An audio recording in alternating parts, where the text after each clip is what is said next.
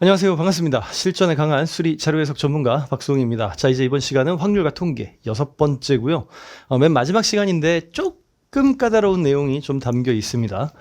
이번 시간에 가장 중요하게 여러분들이 보셔야 되는 것, 실제 기출로 연결되는 개념은 이 조건부 확률과 독립시행의 확률, 이게 좀 크고요. 그 비중이. 그리고 이산확률 변수랑 이산확률 변수의 평균 분산 표준 편차 내용이 들어가 있는데 이건 용어로서 굉장히 자주 쓰이는 내용이 들어가는 게 있어서 중요합니다. 그럼 다 중요하네요 라고 생각하실 것 같은데요. 계산 자체가 매우 중요하게 여겨지는 부분은 조건부랑 독립시행. 정말 그 계산 자체가 굉장히 중요한 부분. 그리고 실제로 문제에서 이런 용어를 쓰게 되는 것은 여기 밑에 부분. 그래서 용어로서 매우 중요하다, 계산 방법으로서 중요하다, 이렇게 좀 구분하시면 되겠습니다. 기출 사례를 보면요. 지금 같은 경우에는 조건부 확률을 보여드리고 있고요. 조건부 확률 같은 경우에는 문제를 어떻게 합리적으로 푸는지가 더 중요하겠죠. 왜? 계산이니까요. 그래서 여기서는 일단 크게 두 가지를 얘기할 건데요. 비중으로서의 조건부 확률과 그 다음에 또 다른 하나는 표를 이용할 때 합리적이라는 것. 그렇게 두 가지를 꼭 설명을 드릴 거고, 이런 기출문제가 있었습니다. 이 기출문제 설명 좀 해볼게요. 되게 쉬운 건데요. 이렇게 딱 문제가 나왔을 때 표로 작성할 수 있는지 일단 먼저 확인하는 게 중요한데, 표로 작성할 때 여러분들이 꼭 기억하셔야 되는 게 있습니다. 한 축, 그러니까 표로 작성할 때 이렇게, 네. 뭐요? 펜이 저한테 안 왔네요. 네. 자, 이렇게, 다시 할게요. 됐습니다. 자, 이렇게 해서요. 이 표에서 한 축을 작성할 때 한 축은 1이 돼야 됩니다. 그게 중요해요. 한 축은 100%의 확률, 1의 확률을 가지고 있어야 된다고요. 지금 같은 경우에 남성, 여성이라고 얘기를 하고 결혼, 그러니까 기혼과 미혼을 얘기했죠. 남성과 여성을 합치면 전체가 되는 겁니다. 이제 회사, 한 기업을 가지고 얘기를 하니까요. 그래서 여기다가 남성을 넣고요. 여성을 넣습니다. 그럼 남자와 여자일 때 전체 확률이 1이 되죠. 그 다음에 기혼과 미혼을 넣습니다. 무슨 돌싱 특집 이런 건 없으니까 그냥 기혼 아니면 미혼 이렇게만 하기로 할게요. 돌싱은 다시 미혼으로 들어가는 걸로 해야겠죠. 자, 그렇게 합시다. 자, 이렇게 해놓고요. 여기서 하는 얘기가 남성은 60명. 그러면 표를 작성할 때 정말로 남성은 60명. 그럼 여성은 40명이겠죠. 전체가 100명이랬으니까. 그리고 60명의 남성 중 40명의 여성 중 30명은 결혼을 했다라고 얘기합니다. 60명 중 40명이 결혼을 했대요. 아유, 어쩌다 이런 선택을. 자, 그 다음에 40명의 여성 중 30명이 결혼을 했대요. 그리고 여기도 30명이 이런 선택을 했대요. 잘못된 선택을. 자, 그 다음에 여기 20, 여기 10. 자, 이렇게 나머지를 채우겠습니다.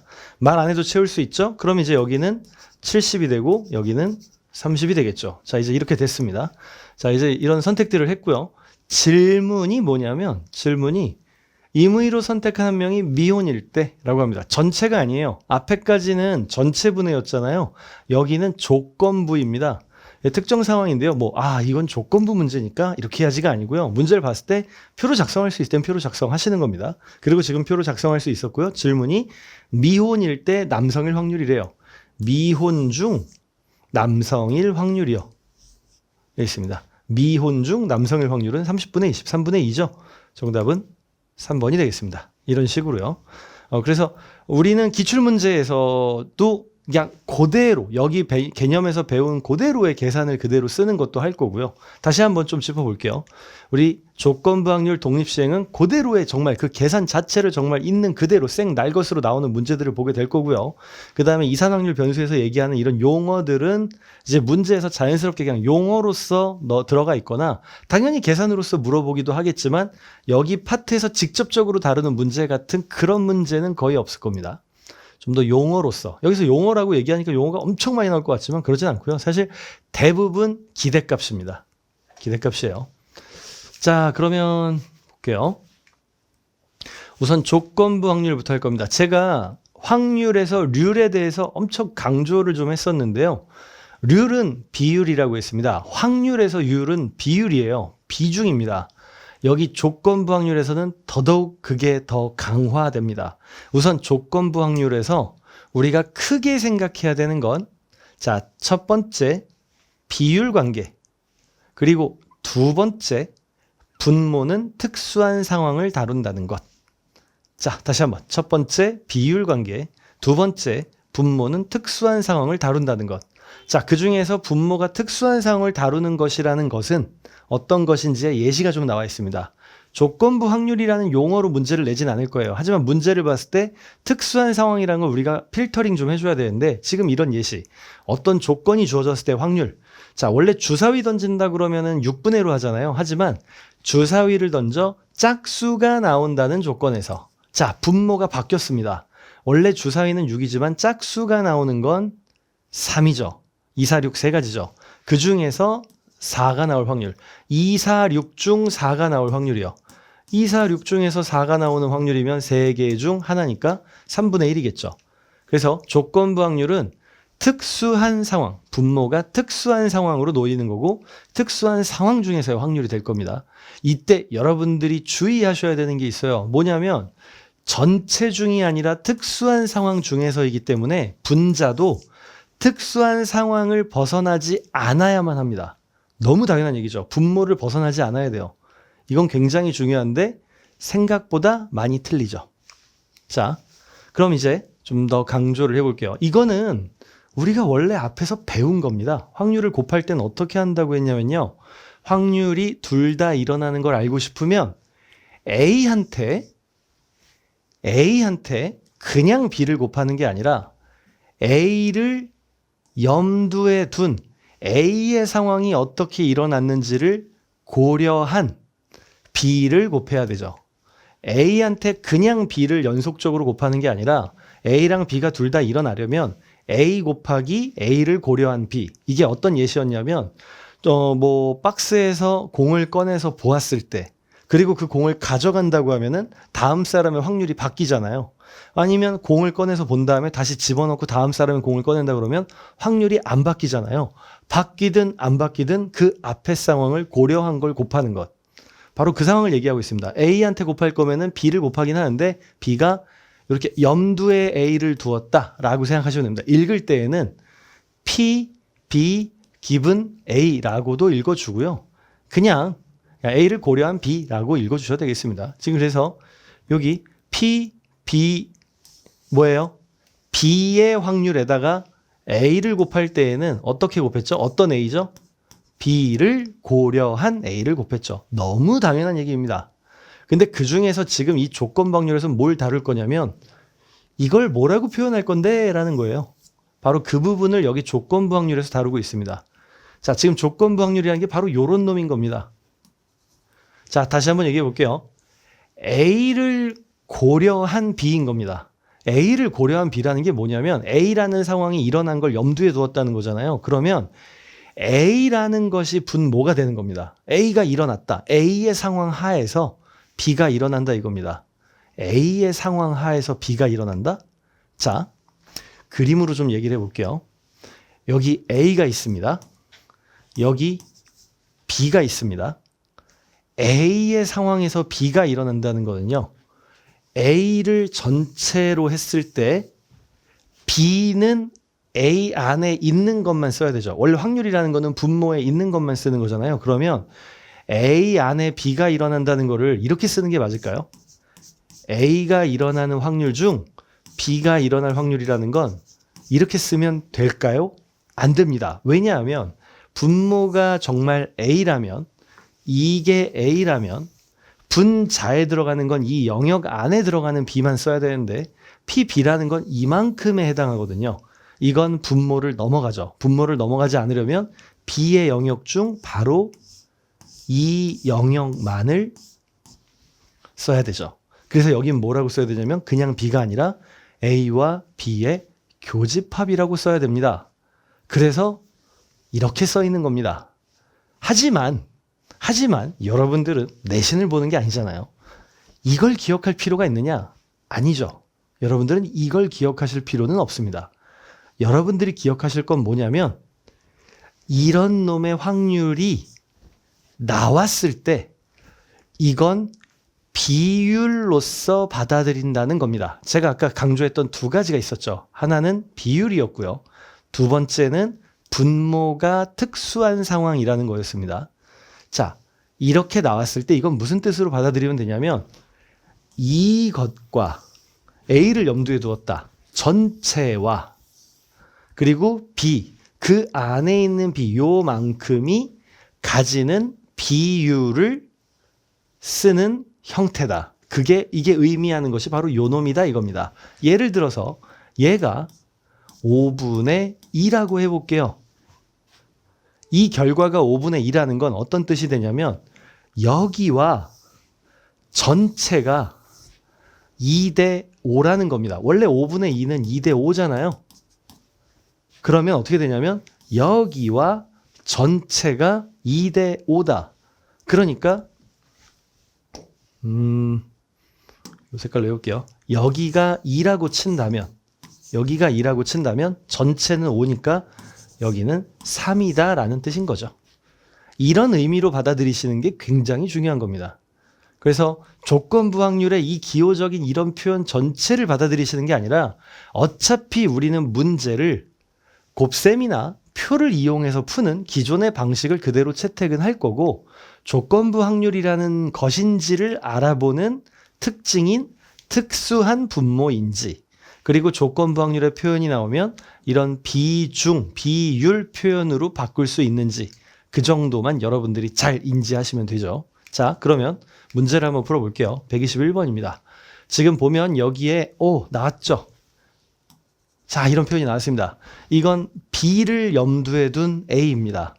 B를 염두에 둔 A. 그러니까 우리는 이제 또 뭐 할 거냐면 이렇게 그려놔야 돼요. 물론 A랑 B만 있는 건 아니고 전체 공간도 있는데 전체 공간은 그냥 여기 바깥이라고 할게요. 자, B라는 공간 중 A가 가지는 것이 3분의 2다. 여기를 A라고 하고 여기를 B라고 하면 B라는 공간 전체 중 여기가 가지는 공간이 2개다. 그러니까 여기를 2개라고 하면 하나라고 했을 때 2개, 3개가 되겠죠.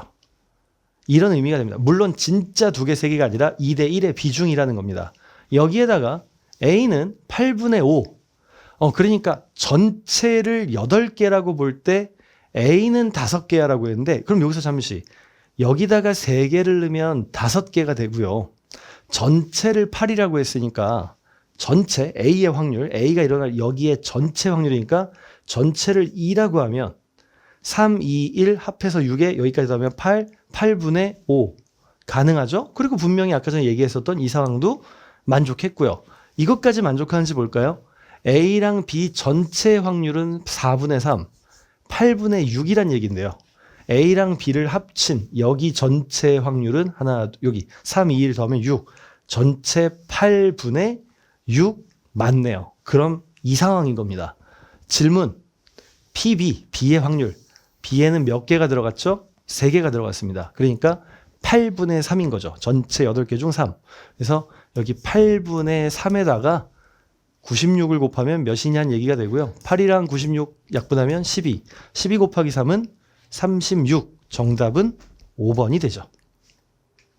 그런 얘기입니다. 그래서 일단 조건부 확률에서 여러분들이 첫 번째로 기억하실 포인트는 바로 이 표현은 비율 관계를 나타낸다.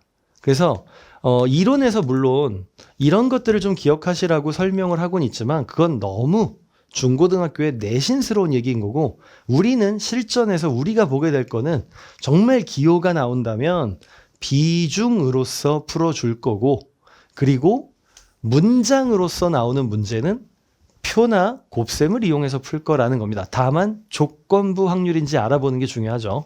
자, 그래서 조건부 확률인지 알아보는 게 중요한 문제 122번이 됩니다. 문장이 굉장히 길게 써 있는데요. 일단 표로 쓸 때는, 그러니까 문제를 풀 때는 표를 이용하거나 곱셈을 이용할지 결정을 해야 되는데 당연히 표가 우선순위입니다. 왜냐하면 표는 빨리 풀 수 있게 해주고 익숙해지면 표를 직접 작성하지 않아도 상상이 되거든요. 자, 일단 작성할 겁니다. 지금 보니까 컴퓨터공학과에 재학 중인 남학생, 여학생이라고 얘기를 하네요. 오케이. 그럼 남학생, 여학생이 한 라인을 만들겠죠. 왜? 남학생과 여학생을 합쳐서 학교 재학생이 될 테니까요. 그리고 개강총회, 종강총회에 참여한 경험이 있는지 설문조사를 했다고 하는데 개강총회냐 종강총회냐인지는 모르겠습니다. 더 읽어봐야 되는데요. 쭉 읽어보니까 뭐라고 하냐면 단 학생들은 반드시 개강총회와 종강총회 중 한 곳 이상에 참여했다. 그러니까 이 말대로라면 지금은 우선 남학생이 있고요. 여학생이 있고요. 그 다음에 여기에 개강총회, 종강총회가 있고 동시 참여자가 있는 겁니다. 미참여는 없는 겁니다. 그래서 지금 같은 경우에는 일단 같이 참여한 사람도 있을 거예요. 근데 우선은 개강, 종강을 해놓고 나머지는 숫자로서 좀 보기로 하죠. 이거 좀 지우고 갈게요. 이게 좀 뭔가 텍스트도 좀 마음에 안 들어서. 네.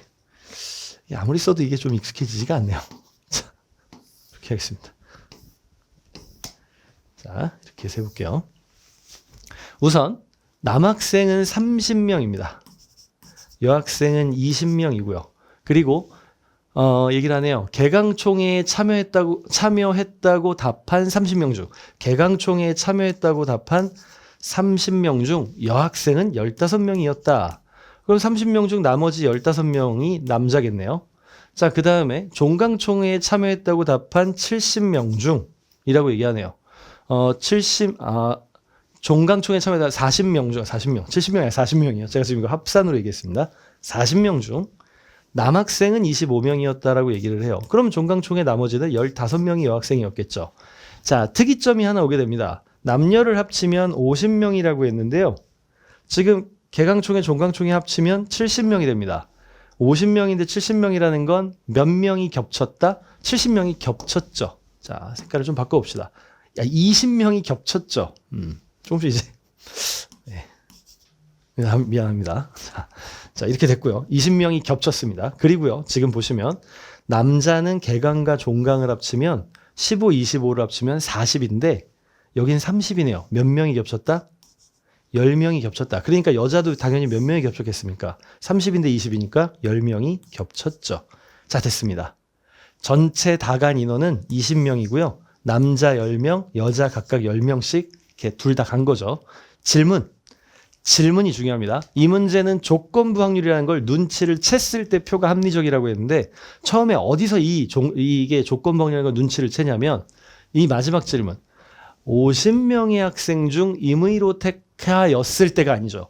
택한 한 명이 개강총회와 종강총회 모두에 참여했다고 할 때 분모가 특수하죠. 분모가 전체가 아니라 개강총회, 종강총회 모두에 참여했다고 할 때 그때 이 학생이 여학생일 확률, 그러니까 모두 참여한 학생 중 여학생 20명 중 10명이 되는 겁니다. 2분의 1인 거죠. 그래서 정답은 5번이 되겠습니다. 조건부 확률은 우선적으로 표를 떠올려 보시는 겁니다. 대신 표를 작성할 때 어때야 돼요? 한 라인은 100%가 되는 구성이어야 됩니다. 여기에 개강총회에 참여한 남자, 개강총회에 참여한 여자로 하면 안 되는 거죠. 그러면 합산이 100이 안 되니까. 아시겠죠? 그래서 무조건 한 라인은 합이 100이 될 수 있게 구성을 해 주셔야 됩니다. 그게 일단 주의사항이죠. 자, 그 다음이 이제 독립시행입니다. 독립시행 같은 경우에는 명확한 조건을 가지고 있습니다. 아주 명확한 조건인데요. 그 조건이 뭐냐면 일단 시행 횟수, 제가 지금 횟수라고 썼는데 개수가 될 수도 있고 명수가 될 수도 있는 겁니다. 그래서 시행 횟수라는 말보다는 시행수라고 하는 게 좀 더 맞겠고요. 그 다음에 네, 그렇죠. 그 다음에 그래서 시행수는 n 이렇게 될 거고요. 그 다음에 성공, 물론 문제에서는 실패로 줄 수도 있을 겁니다. 성공의 횟수, 이것도 나올 겁니다. 전체 횟수 중 성공하는 횟수 혹은 실패하는 횟수가 따로 나올 겁니다. 그거를 R이라고 할 거고요. 그 다음에 성공의 확률, 물론 성공의 확률과 실패 확률 둘 중에 다른 걸 줘도 됩니다. 성공의 확률도 나올 겁니다. 확률은 P라고 하죠. 전체 횟수는 N, 성공하는 횟수는 R, 성공의 확률은 P. 이 조건을 모두 만족할 때, 자, 여기서 중요한 전제가 있습니다. 이 확률이 계속해도 바뀌지 않는 것. 앞에서 했을 때도 바뀌지 않고 다음에 해도 또 확률은 바뀌지 않는 것. 그게 보통 어떤 예시냐면 박스에서 손을 넣어서 뭔가를 꺼내서 보고 그리고 다시 집어넣고 다음 사람도 꺼내서 보고 다시 집어넣고 확률이 안 바뀌죠. 그걸 뭐라고 하냐면 다음 상황에 영향을 주지 않는 거라고 하고요. 그걸 독립이라고 합니다. 바로 확률이 바뀌지 않는 상황에서 여러 번 반복할 때 그때 전체 실행하는 횟수에 그중에서 성공하는 횟수에 그리고 그 확률까지 제시되어 있다면 우리는 이걸 독립시행이라고 합니다. 이때 계산을 어떻게 하느냐? 이것까지 명확하게 제시되어 있죠. 그건 다음 페이지로 넘어가서 좀 얘기를 같이 해볼게요. 독립시행의 확률을 계산할 때는요. 이렇게 일어날 확률, 문제에서 성공이 일어날 확률이 횟수가 정해져 있다고 했죠. 성공의 확률이 얼마나 일어날지 그리고 동시에 전체 횟수가 정해져 있으니까 실패하는 나머지 확률은 얼마나 일어날지 계산해야 되고요. 성공한 것과 실패한 것의 순번이 바뀔 수 있는 순서 바꾸기 계산이 붙어줘야 됩니다. 자, 그럼 요거에 넣어서 해볼게요. 우리가 성공하는 확률을 P라고 하면 P가 성공하는 횟수만큼 반복이 돼줘야 되고요. 그 다음에 실패는 1 빼기 P겠죠? 실패하는 확률은 전체 횟수에서 나머지 횟수가 되겠죠. 전체 횟수에서 성공하는 횟수를 빼면 나머지 횟수겠죠? 이만큼 곱해줘야 되고요. 그리고 얘네들이 자리를 바꾸는 계산, 이게 중요한데 자리를 바꾸는 계산은 결국 R번, M 빼기 R번만큼 얘네들이 써진다는 거잖아요. 그럼 걔네들이 자리 바꾸는 계산은 전체 N개를 일렬로 배열하는 것 중 성공하는 것들끼리 자리 바꾸는 계산과 실패하는 것들끼리 자리 바꾸는 계산을 나누는 것. 어디서 본 계산이죠? 조합입니다.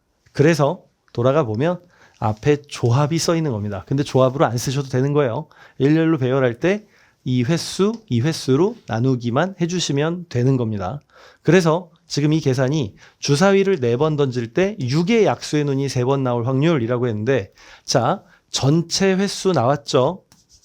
그 다음에 6의 약수라 그러면 우리 확률 알 수 있죠? 6의 약수. 그리고 3번 횟수 나왔죠? 다 나온 겁니다. 그러고 확률도 주사위는 던질 때마다 안 바뀌고요. 그래서 독립시행으로 확률을 계산한 겁니다. 이런 얘기가 되겠습니다. 자, 다시 한 번만 해볼게요. 6의 약수의 눈이라는 건 1, 2, 3, 6, 4개니까 6개 중 4개, 6분의 4, 3분의 2의 확률이 됩니다. 3분의 2라는 것이 성공할 확률이 3번. 근데 총 4번 던진다고 했으니까 성공하지 않을 확률은 1번 나오게 되고요. 얘네들 3개와 4개를 자리 바꾸는 계산은 전체 4팩토리얼, 4개를 일렬로 배열하는 것 중 3개 1개, 3팩토리얼, 1팩토리얼을 한다는 거죠. 대체적으로 문제집 해설지나 이런 데에서는 콤비네이션으로 설명을 할 거고 저는 계속 강조하지만 콤비네이션으로 받아들이지 마시고 계산 형태로 받아들이시라는 겁니다. 자, 이런 얘기였습니다. 그럼 문제 풀어볼까요? 123번입니다. 체육대회에서 무건이는 청기 백기 게임을 하고 있다. 총 5번 의미로 청기 백기를 들 때 적어도 청기를 한 번 들 확률은 이라고 했네요. 자, 지금 여기서 5번, 총 5번이라는 말이 나옵니다. 자, 전체 횟수는 5번. 그리고 청기 백기 게임이니까 확률은 청기를 들 확률은 2분의 1 이렇게 되겠죠. 그리고 질문이 적어도 청기를 한 번 들 확률이래요. 적어도 청기를 한 번 든다고 했으니까 반대를 구하는 게 낫지 않을까요? 청기를 한 번 든다, 2번 든다, 3번 든다, 4번 든다, 5번 든다 하는 것보다 적어도 청기를 한 번이니까 청기를 들지 않는 케이스를 전체에서 빼기로 합시다. 자, 그러면은 우리가 타깃으로 하는 횟수는 0번, 나중에 1에서 빼면 되겠네요. 계산을 해봅시다. 자, 타깃 확률은 2분의 1, 청기를 들 확률은 2분의 1, 하지만 청기를 아예 들지 않은 거고 그러면 나머지 100기를 들 확률 2분의 1, 전체 횟수는 5니까 5가 되겠죠. 그리고 얘네들 자리 바꾸는 계산인데요. 어차피 1000기 없습니다. 100기만 5개니까 같은 걸 나열하는 건 그냥 단 한 가지가 되죠. 그래도 굳이 계산식으로 쓴다면 5 팩토리얼 나누기 0 팩토리얼 5 팩토리얼 그래서 약분해서 1인 겁니다. 그럼 결국 0제곱도 1인 거고요. 뭐든지 0제곱은 1입니다. 혹시 까먹으셨을까 봐. 2분의 1에 5제곱 2분의 1 5번 곱하면 32분의 1이요. 하지만 문제의 질문은 이게 아닌 반대편이었던 거잖아요. 우린 이게 합리적이어서 한 거고 32분의 1을 빼면 32분의 31, 1번이 되겠죠. 그런 계산이었습니다. 자, 그 다음에 84번, 84랑 85에서는 용어를 아는 데 집중합시다. 너무 계산에 매몰될 필요 없고요. 계산은 한 가지만 아시면 됩니다. 평균이요. 분산 물어볼 거라고 기대는 할 수 있어요. 특히 이 분산이 어디서 나올 가능성은 있냐면 공기업 준비하시는 분들 그리고 금융 NCS 준비하시는 분들 같은 경우에는 분산도 좀 기대해 볼 수 있겠습니다만은 이 대기업 그냥 인적성으로 볼 때에는 딱히 라고 생각되는 부분입니다. 뭐 그렇다고 해서 이 시점에서 나는 대기업이니까 이거는 그냥 아예 몰라도라고 하지 마시고 나온 김에 일단 한번 가볍게는 봐두세요. 항상 필요한 만큼까지만 설명합니다. 자, 일단은요 용어입니다. 확률 변수라고 표현하는 건 확률에서 변수라는 부분이요. 그러니까 예를 들면 이런 식으로 표를 작성한다는 게 어떤 거냐면 주사위를 던질 때 1이 나올 확률, 2가 나올 확률, 3이 나올 확률들이 있잖아요. 그러면 그때 1, 2, 3, 4 등이 이런 데 써지는 거고요. 그리고 그때의 확률은 6분의 1, 6분의 1, 6분의 1이라고 쓰죠. 바로 이런 상황에서 이렇게 1, 2, 3이 확률을 가지는 숫자들이죠. 변하는 숫자들. 그래서 확률 변수입니다. 확률을 가지는 변하는 숫자들이요. 예, 확률 변수는 바로 이런 이들을 얘기하죠. 여러분들이 기억하셔야 되는 건 표로 작성할 수 있는 상황에서 확률을 가지는 애들을 확률 변수로 한다. 이게 첫 번째고요. 명칭을 아셔야 된다는 겁니다. 이런 명칭은 나올 수 있다는 거예요. 그리고요. 두 번째, 이산 확률 변수라는 저 용어가 뭐냐는 건데 우리는 시험에서 연속 확률 변수는 절대 안 볼 겁니다. 이유가 있어요. 연속 확률 변수로는 평균도 못 구하고 분산도 못 구합니다. 왜냐하면 적분해야 되거든요. 하지만 적분은 시험 범위에 안 들어가죠. 필기 범위에 안 들어갑니다.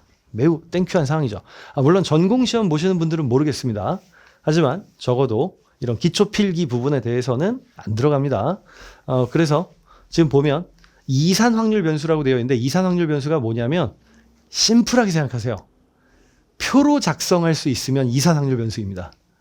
아주 간단한 기준을 드리는 거예요. 뭐 여기 가지는 값이 유한계 있거나 셀 수 있으면이라고 했는데 그냥 이런 거 다 무시하고 표로 작성할 수 있으면 이산 확률 변수입니다. 아까 주사위 어땠어요? 1, 2, 3, 4 딱딱딱 숫자로 쓸 수 있죠?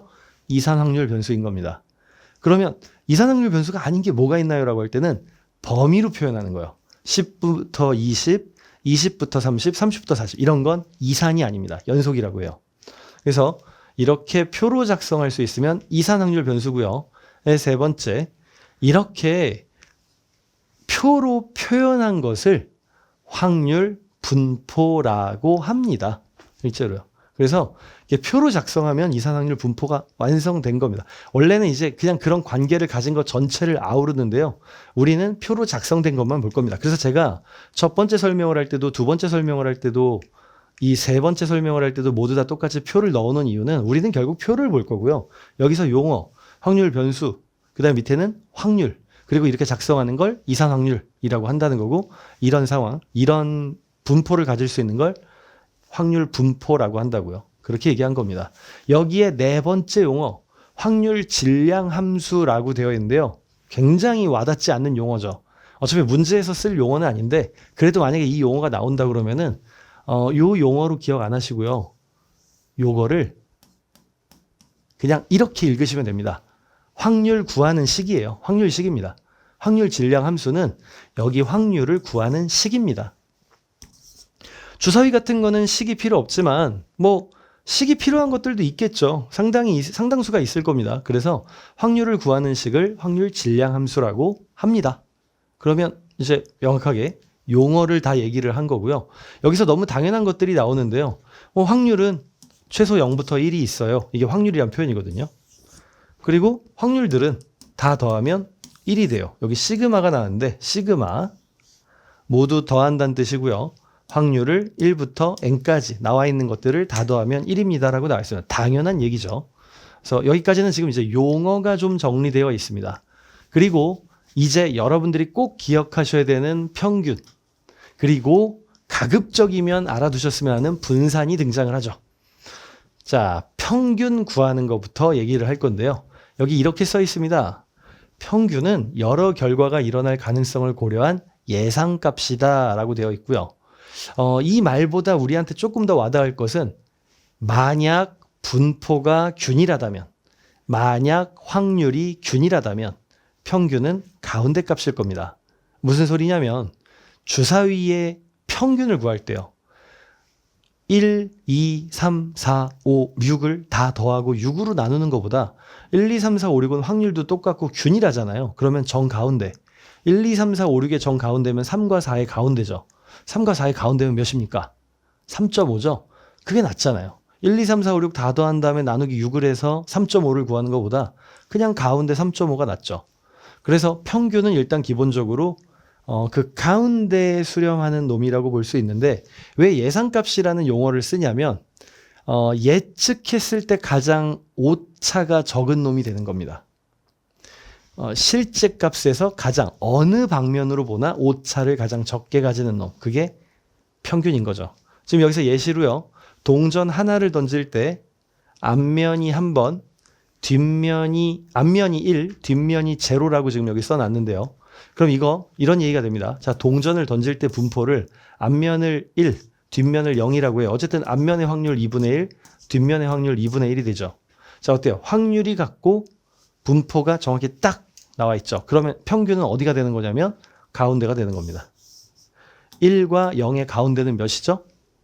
2분의 1, 0.5죠. 바로 요걸 좀 설명한 예시가 되는데요. 자, 그러면 좀 더 전문적으로 계산을 할 때 필요한 게 있습니다. 여러분들이 꼭 아셔야 되는 계산인데요. 평균은 원래 어떻게 계산해야 되냐면 다 더한 다음에 나누기만 있는 게 아닌 게 확률이 다를 때가 있거든요. 상황마다. 그래서 우리가 이제 표로 작성하면 변수, 그 변수에 대한 확률, 변수에 대한 확률 이런 식으로 쭉 열거가 되죠. n번째 변수, n번째 확률까지 이렇게 쭉 열거가 된다고 했죠. 이때 평균이라는 게 변수를 다 더해서 나누기만 있는 게 아니고요. 확률이 다를 수도 있기 때문에 이렇게 곱해서 각자들을 다 곱해서 더한 것을 평균이라고 하는 것도 있는 겁니다. 물론 이건 다 더해서 나누는 것과 똑같습니다. 왜 얘는 곱해서 더하기만 했고 나누기를 안 했는데 나누기랑 똑같냐면 확률 자체가 나누기를 가지고 있기 때문이죠. 예를 들면 주사위에는 1, 2, 3, 땡땡땡 6이라고 할게요. 1의 눈 6분의 1, 2의 눈 6분의 1, 3의 눈 6분의 1, 땡땡땡 6의 눈까지 6분의 1인데 1, 2, 3, 4, 5, 6을 다 더한 다음에 나누기 6을 한다는 건 결국 6분의 1 더하기 6분의 2 더하기 6분의 3 더하기 6분의 4 더하기 6분의 5 더하기 6분의 6이라는 거랑 똑같고 그건 이렇게 곱한 걸 더하는 것과 똑같죠. 그래서 모두에게 통하는 평균 구하는 방식은 각 변수와 확률을 각자 곱해서 더하는 겁니다. 그게 평균이라고 하는데 여기서 중요한 포인트가 하나 있어요. 계산하는 방법도 중요하지만 이 말을 정말 많이 쓸 겁니다. 기대값이라는 말을요. 그럼 여러분들은 아마 이런 식으로 작성을 해서 이런 계산을 할 수 있는 상황이라는 거를 이 용어를 보고 아셔야 돼요. 그래서 이 파트가 중요합니다. 이 파트를 넣어놓은 가장 큰 이유 중에 하나입니다. 공기업으로 치면 응용수리, 자료 해석, 문제 해결, 자원관리 모두 통용돼서 나올 수 있겠고요. 사기업으로 친다고 하면 수리 파트, 추리 파트에서 사용될 수 있는 부분이 됩니다. 수리 파트에서도 응용수리, 자료 해석이 들어가죠. 추리 파트 같은 경우에는 요 수리 추론형 문제에서 이걸 사용할 수 있겠죠. 이런 내용이 있습니다. 그리고 논리 퍼즐에서도 기대값이란 용어가 들어가면 이런 상황을 작성할 수 있는 얘기였구나라고 보는 거죠. 그렇게 이해를 하셔야 됩니다. 그래서 지금 각각의 변수와 확률들을 다 곱해서 시그마 해주면, 다 더해주면 평균이에요 라는 겁니다.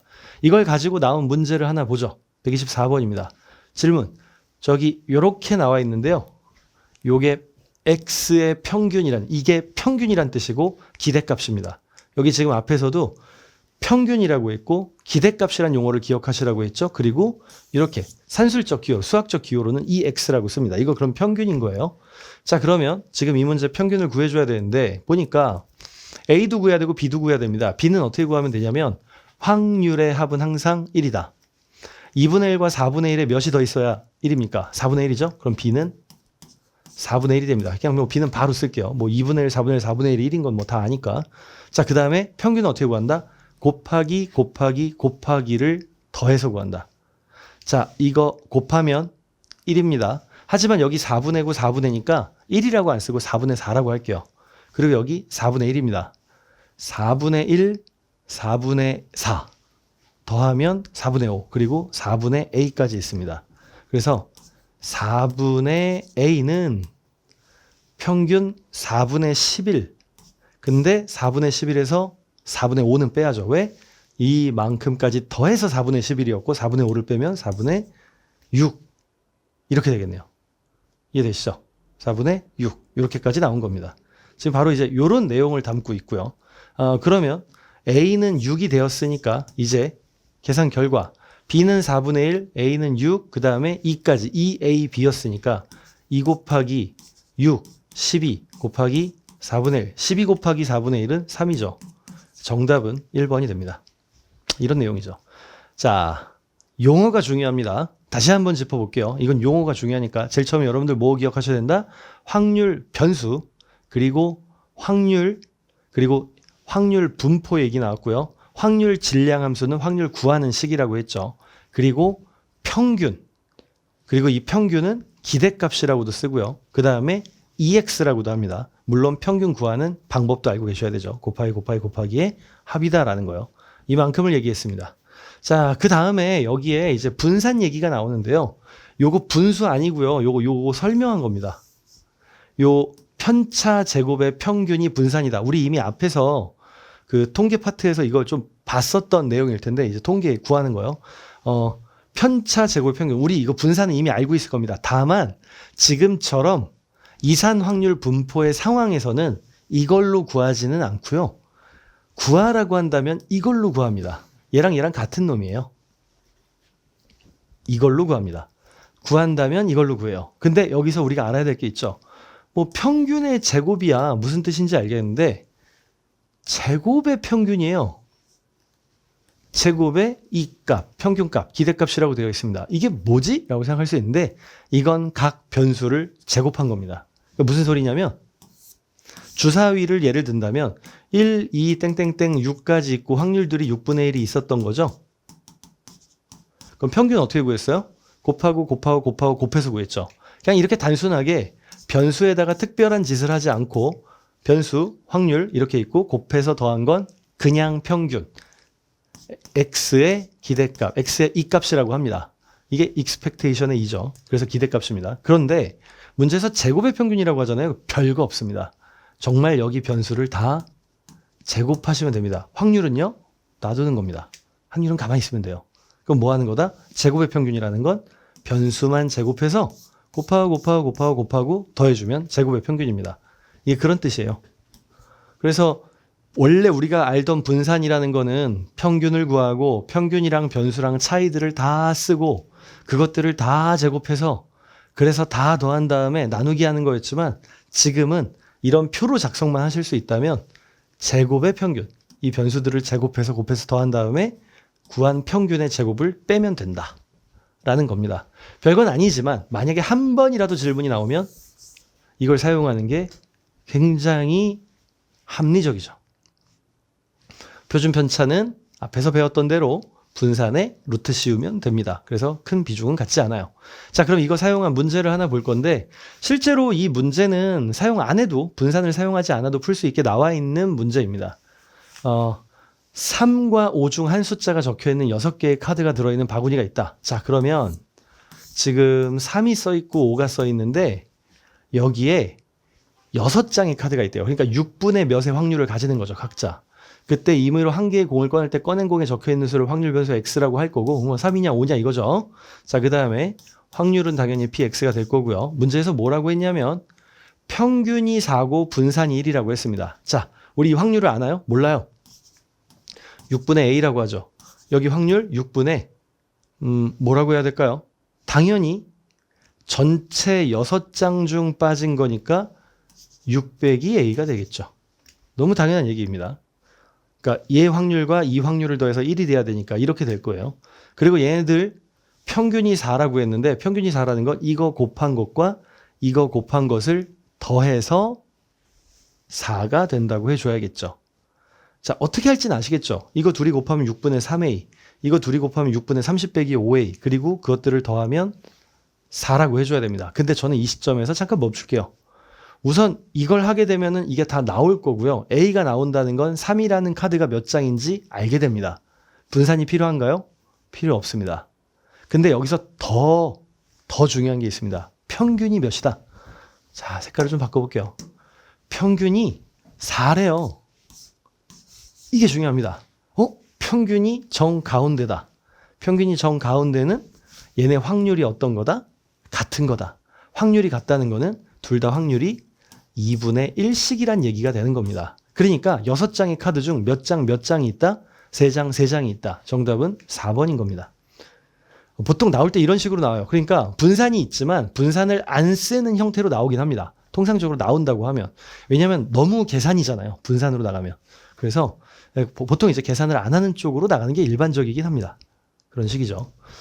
이런 식이었습니다. 그래서 실제로는 분산을 사용하지 않았습니다. 그리고 앞에 파트에서 이미 이전 강좌에서 분산 부분 계산하는 걸 좀 설명을 했기 때문에 좀 생략하는 것도 있습니다. 자, 그리고 맨 마지막에 있는 요 부분, 요게 이제 이 파트에서 배우는 것이긴 한데요. 이거는 그냥 참고만 하시고 실제 시험에서 반영될 가능성은 매우 적다고 보시면 됩니다. 설명을 해볼게요. 뭐냐면 원래는 우리가 x라고 쓰지만 만약에 변수가 몇 배가 되고 몇인가가 곱해진다. 그러니까 각각의 값이 원래는 뭐 예를 들면은 학교에서 평균을 구했는데 아이들 시험 점수의 평균이 40점이 나온 거예요. 너무 낮은데 해서 잘 보니까 계산이 잘못된 겁니다. 애들이 각자 풀어야 되는 문제의 배점이 절반밖에 안 된 거예요. 그래서 배점을 2배로 올린다 이거죠. 그러면은 평균도 어떻게 되겠습니까? 2배로 올라가겠죠. 바로 그 얘기입니다. 각 변수의 a배를 하면 원래 평균에 a만큼 배수의 영향을 줄 거고 각 변수의 몇만큼씩 플러스가 되면 평균도 플러스가 될 겁니다. 라는 그런 설명인 겁니다. 너무 당연한 설명인 거죠. 다만 이게 글로 안 써 있고 기호로 써 있으니까 좀 어색해 보이실 것 같아요. 참고로 몇 배가 되고 몇이 더하기 빼기가 되면 분산의 경우에는 평균으로부터 떨어지는 정도라 요 곱하기만 제곱으로 영향을 주고 더하기 빼기는 영향을 안 줍니다. 그리고 분산에 루트 씌우는 게 표준 편차니까 당연히 또 곱하기만 양수로 영향을 주는 거고요. 이렇게 돼 있는데 이건 아예 뭐 기억할 의미도 없다는 아니지만 이미 이전에 한번 설명했던 것이기도 하고 가장 중요하게 보셔야 될 거는 그나마 이 중에서는 1번이 되는데 이조차도 나오는 형태는 아니라는 거죠. 물론 이걸 아셨을 때 조금 더 빨리 풀 수 있습니다. 이렇게 해서 이번 시간에 봐야 되는 거 마지막까지 좀 설명을 해봤고요. 이번 시간에는 대체적으로 용어입니다. 용어에 조금 더 집중을 하시고요. 특히 기대값이요. 그리고 방법을 기억하실 건 평균 정도가 될 겁니다. 아시겠죠? 마무리 잘 하시고 저는 다음 시간에 뵙도록 하겠습니다. 수고하셨습니다. 안녕.